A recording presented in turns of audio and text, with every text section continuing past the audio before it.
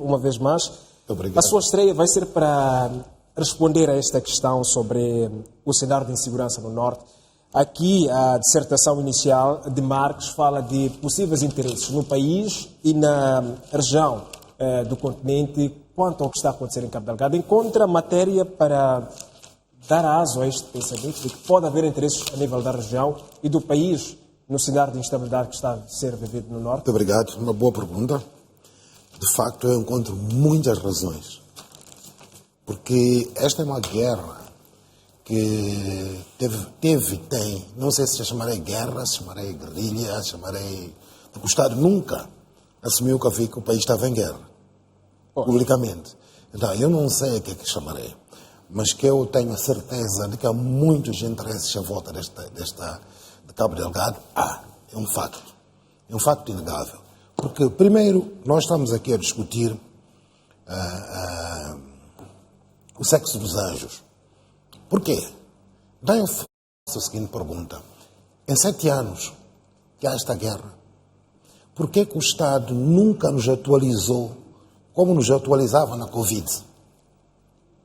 Lembra-se quando houve a Covid? Diária, ao final do a informação dia, quase que era diária. Pois. E há um secretismo à volta disto, que eu não consigo perceber. Primeiro isso. Eu lembro um bocado, uns 2 anos atrás, eu fui convidado por uma grande empresa, uma grande companhia com interesses em Cabo Delgado, para eu ir visitar Cabo Delgado. Estive uns dias em Funge, em Palma, fui reunir com a comunidade em Senga, consegui, portanto, ver, na prática, na base, o que estava a passar. Inclusive, propus projetos de formação de artesãos, etc. E então, o que acontece? Tive a oportunidade de ir e ver. Primeiro, tudo que eu me apercebi, por que nunca se informou o que está a passar? Primeiro ponto. Segundo ponto. Esta é uma guerra de desestabilização, que não é só o presidente Nussi que sabe dela. Nós temos 4 comandantes em chefes de 4 países que estão ligados a isto. Estamos a falar de Cyril Ramaphosa, estamos a falar de Paul Kagame, estamos a falar do outro senhor do Botsuana, estamos a fugir agora ao nome. São 4 comandantes em chefes que estão ligados a esta guerra.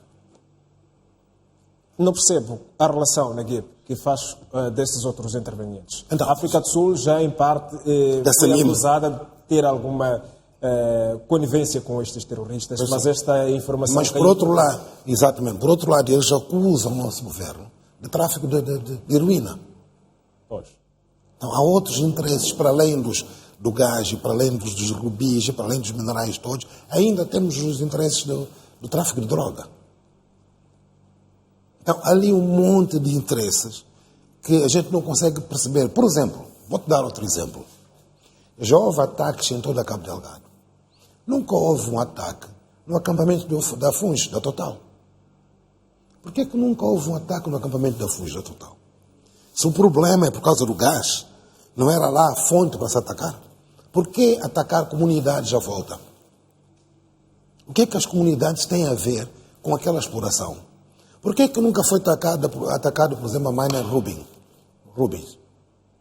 A Montepês Rubi Mines. Montepês Rubi Mines. Por que nunca foi atacado? Por que o acampamento da Total nunca foi atacado? Quem me dá essas respostas?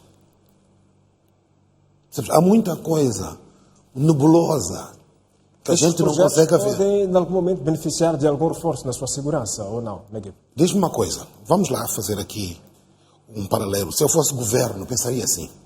Eu, se fosse governo, pensaria assim. Ou alguém do business. O business dá lucro ou não dá lucro? Se não dá lucro, a gente fecha. O business, se não dá lucro financeiro, qual é o lucro social que existe? Não há lucro social.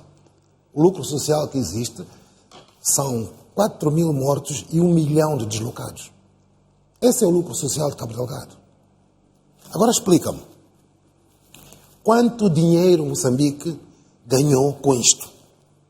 Com esta coisa dos rubis, esta coisa dos diamantes, esta coisa do gás. Quanto dinheiro? Alguma vez o governo chegou ao pé de nós e diz, olha, nós exportamos tantos navios de gás. Cada navio que saiu, Moçambique ganhou X. Alguma vez nós ouvimos isso? Que negociado, que negócios que está a haver por trás que a gente não sabe? Para mim não está claro. Aqui há, pelo que entendo, várias nuances de interpretação deste terrorismo que Marcos prefere chamar de insurgência. Insurgência, que seja. Em Cabo Delgado. Interesses económicos, alguns até regionais, de acordo com o que se diz aqui hoje neste painel, mas há uma outra teoria. Paulina Chiziane, a escritora conceituada moçambicana, disse ontem que há mortes em Cabo Delgado por conta de um colonialismo disfarçado em forma de religião. Portanto, estamos aqui a invocar um outro fator, que é colonização camuflada. Não, eu acho que não tem nada a ver com religião. Este conflito não tem rigorosamente nada a ver com religião. Porque se de facto eu posso te garantir que o colonialismo não é só Cabo Delgado. Todo o país está a ser neocolonizado. Inclusive Moçambique. Inclusive Maputo. Desculpa. Inclusive Maputo está a ser neocolonizado. Então vamos lá pegar um exemplo. Tu, ou eu, ou Marques, se precisarem de alguns meticaizinhos para arranjar uma casa, vai ao banco, o banco dá-te o dinheiro. Nem com todas as garantias. Nem com todas as garantias. Eu, Naguib, preciso de fazer uma exposição. Vou a uma dessas grandes empresas. Tu pensas que tem algum patrocínio? A arrogância completa das grandes multinacionais aqui em Moçambique. Nós deixamos de existir.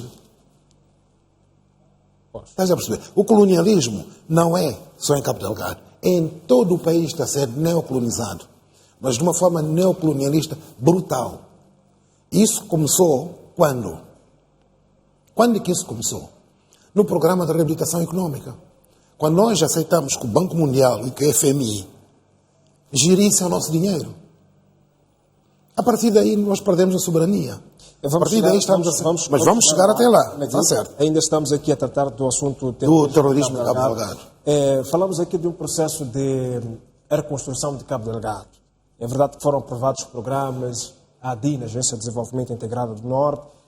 O país busca financiamentos, conseguiu mais de metade e está ainda à busca do resto para financiar. Temos uma grande promessa. Falou aqui da Total e a construção da planta de Afuns. A verdade é que este projeto vem sendo ciclicamente adiado. Eu, por mim, fechava. Fecha esse projeto. Para que está lá a Total? Desde quando nós vivemos do gás? Fecha provisoriamente. Como uma das maiores promessas. Não vivemos de promessas. Quem vive de promessas? Há quantos anos estamos a viver de promessas? 30, 40 anos a viver de promessas. Quando eu falei-te há bocado, se não tem lucro financeiro e não tem lucro social, fecha. Portanto, qual é o empresário que vai abrir? Estes projetos das multinacionais estão a semear alguma instabilidade. Sente que alguma, muita instabilidade. Toda a instabilidade que está a haver em Cabo Delgado é por causa das multinacionais. É por causa de interesses pessoais. Eu, se fosse Presidente da República, nacionalizava tudo e fecho. Até ver. Que abordagem deve ser dada a estes recursos que Moçambique tem em abundância? Por enquanto tem que fechar só. Todos eles têm que fechar. E como é que fica Vamos viver da agricultura, da pesca, vamos melhorar o nosso ensino, a nossa saúde. Não, Moçambique nunca precisou disso para viver. Moçambique nunca precisou disso. Então continuamos a não precisar. Fecha esses projetos todos. Até nos organizarmos bem. Até termos uma forças armadas decentes. Não termos de pedir aos vizinhos. Esses próprios... Exatamente. Nós não temos umas forças armadas que sabem trabalhar com drones. Não temos forças armadas que fazem pilotagem de aviões. As Black Hawks e Tomahawks, essas coisas todas. Então, vamos nos organizar primeiro. Ok? Internamente. Depois de nos organizarmos primeiro, podemos paulativamente pôr os projetos a funcionar. Os recursos estão lá, não vão secar. Os recursos não vão secar, não vão evaporar. Se não foi a nossa geração a explorar os recursos, a geração dos meus netos vai explorar. Por que é que estamos a correr atrás de algo que só faz morrer gente? Vocês já viram em que miséria vive aquele 1 milhão de pessoas? Em Cabo Delgado. Eu estive lá e fui ver. O drama desta semana é que centenas de famílias tiveram que abandonar suas casas e procurar refúgio E como vivem essas pessoas? em Nampula, no distrito de Herat. Daqui a pouco volto para si. Marcos, vamos falar da abordagem que o governo está a dar ao